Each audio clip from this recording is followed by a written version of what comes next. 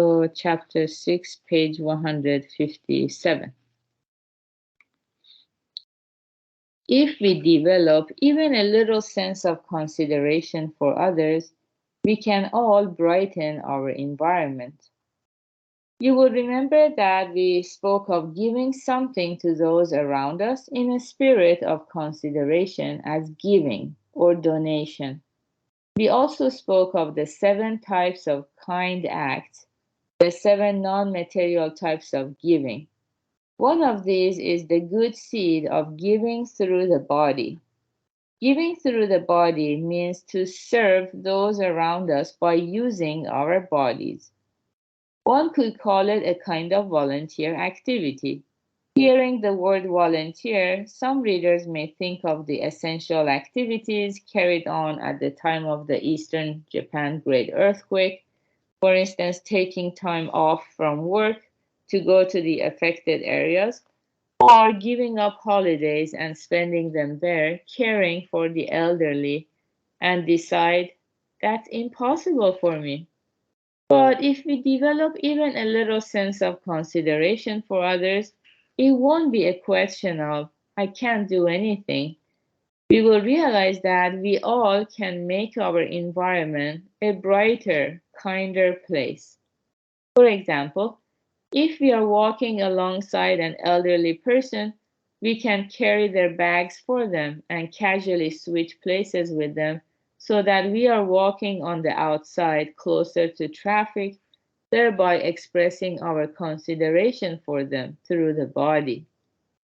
Other examples of giving through the body would be throwing out the trash that has accumulated in home or office, putting a messy desk in order, and taking the initiative to go and buy everyday necessary articles and supplies. By willingly doing these things, which are often ignored as being too much trouble or left to others to do, you will find you learn many things. First of all, you will begin to appreciate the trouble that people around you have been taking, which you had not been previously noticing. At home, you will realize the effort it takes to make sure that toilet paper, for example, does not run out and there is always a fresh supply. This will lead you to an awareness of the many things family members do for you and a consequent sense of gratitude. And at the office, the same holds true for replacement of necessary supplies. You will develop an awareness of the trouble other employees have gone to. I've been using this without thinking about those who always make sure we have enough. Realizing the trouble those around you are taking, but which you have not noticed before, leads to a feeling of gratitude, and this in turn will lead to a gradual improvement in your human relationships. And as you naturally begin to take on the miscellaneous duties that don't require any particular skill, those around you will think, he's a humble person. She's modest about herself. He doesn't spare himself trouble. Or she's a fine person, and come to respect you all the more. Among the 7 types of non material giving, there is also a kindness called giving place to others. Giving place means allowing others to go first, rather than quarreling with someone else because you want to go first or take the advantage in a situation. You should give way. Things will go far more pleasantly and smoothly if you do. When I was a child, I often quarreled with my younger brother over which television channel to watch. It often happened that we couldn't agree, and I would change the channel by using physical force. Then my little brother would make a point of crying and screaming loudly right there. He was getting back at me out of frustration at what I'd done. And I would stubbornly keep on watching the program right beside my screaming younger brother, using headphones to shut out the noise.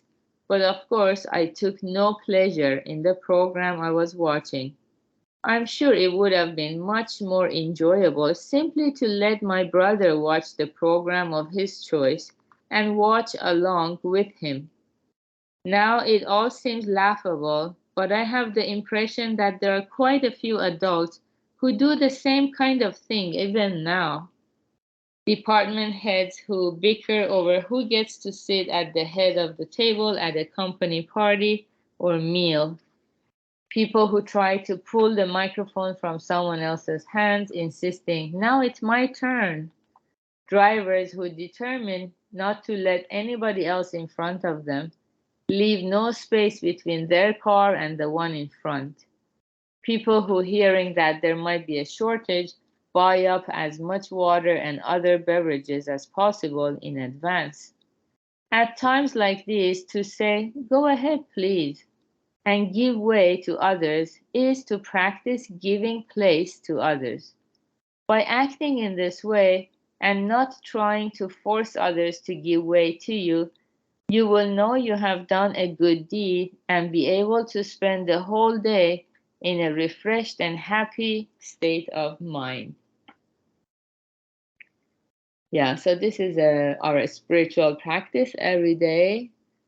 Trying to think about other people, not just ourselves, and place more attention on the happiness of other people too. So a lot of times we make ourselves miserable by being self-absorbed, and that's how we suffer.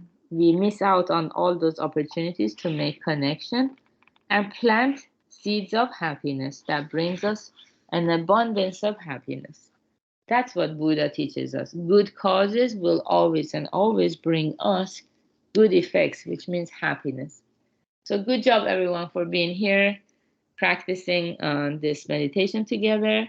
And today is Saturday, so we're going to have the Happiness Lab at 10 a.m. Pacific time by Yuichi and have a beautiful start of your weekend. Goodbye.